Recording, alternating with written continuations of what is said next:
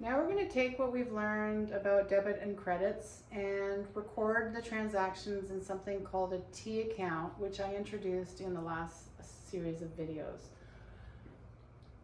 I think this is a really good way to understand the recording process, but you need to understand that businesses, they don't do this, but accounting students will learn how to record transactions in T accounts. And T accounts actually come in handy for some of the more advanced concepts in the grade 12 course, or if you decide to take accounting at university.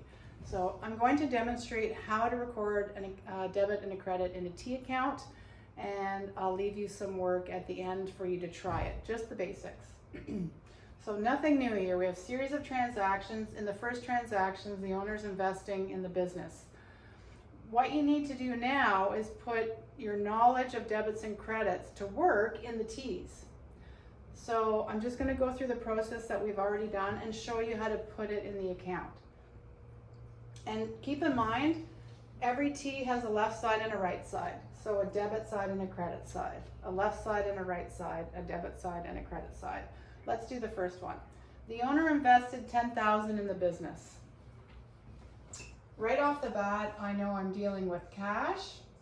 It's going up, it's a debit, and I know I'm dealing with capital. So I'm assuming at this point, you know what I'm talking about. Capital going up, credit. This is how it works. Find your cash account. It's a debit, recorded on the left side, starting with the date, and I want you to be careful not to mix up the date and the numbers in the transaction. So you have October 10th, leave a space. I'll do it in a different color here. 10,000. Oh, that's not working very well.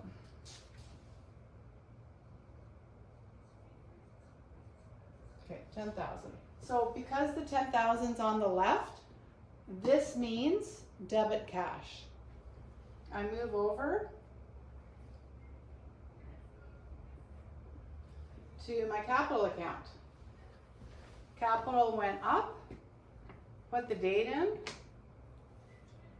October 10th, and then find some room and put your 10,000 on the credit side or the right hand side of the capital account.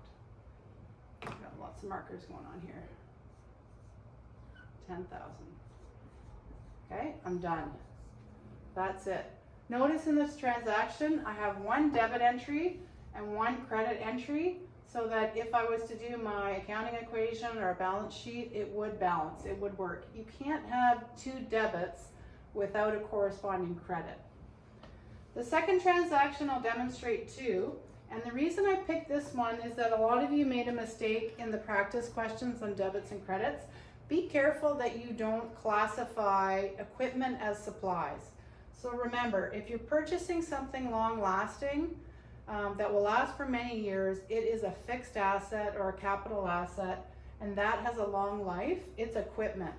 In the Ruffles example, the business bought some supplies like shampoo. That will get used up quickly. It's a current asset, so categorize that as supplies. So I'm just saying that just to correct your understanding. October 10th, bought equipment. So right now I know I have equipment. I know equipment went up, and I know I'm going to debit equipment. I paid cash, so my other account is cash, and you don't have to do this rough work, I'm just sort of walking through it. Cash went down, credit. Go to your T's. October 10th, equipment up, debit. Throw in the date. Oh, I don't have an amount here. Let's assume this is $5,000. 5,000. Okay, equipment went up $5,000. And try to be neat when you do these. It's easy to make a mistake because you're messy, not because you don't know what you're doing. So I've done the equipment. Now I have to credit cash, 5,000, because cash went down. Throw in your date and your amount. Again, making sure you're not mixing these numbers up. The last one I'm including as a demo because this is a new account for us. If the owner takes money or any other asset out of the business, we're going to record that in a new account called drawings. And drawings is just a part of equity, and it essentially makes your equity go down. So anytime the business owner takes cash or any other asset for that matter out of the business, I would like you to record those in this new account called drawings. So I'll show you how this works.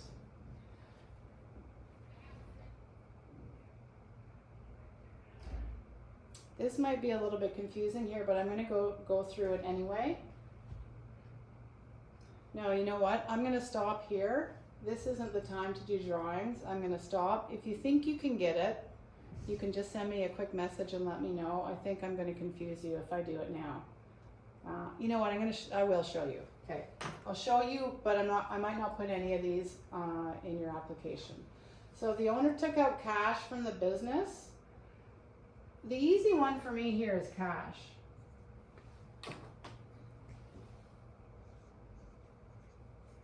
And if you said capital before today, you'd be correct, but now because it's a withdrawal of an asset by the owner, we'll use this neat little account called drawings. So I think we could do this by default. You know that cash is going down, and then that's going to be a credit. So by default, you must have a corresponding debit. So drawings will be recorded with a debit. So I'm going to put this in. I'm going to stop the video. You can try a few little T's. Well, we won't do this too long, but it is important that you can do it.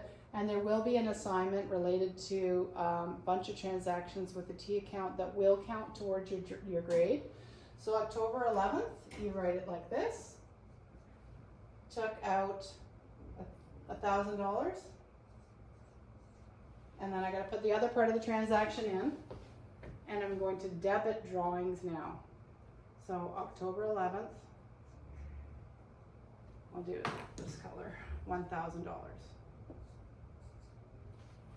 Someone needs to buy me some new markers. I don't know. 1,000. Okay, I hope you can see that. That's pretty bad. 1,000. Okay? That's how you record transactions in T accounts. Hope it made sense.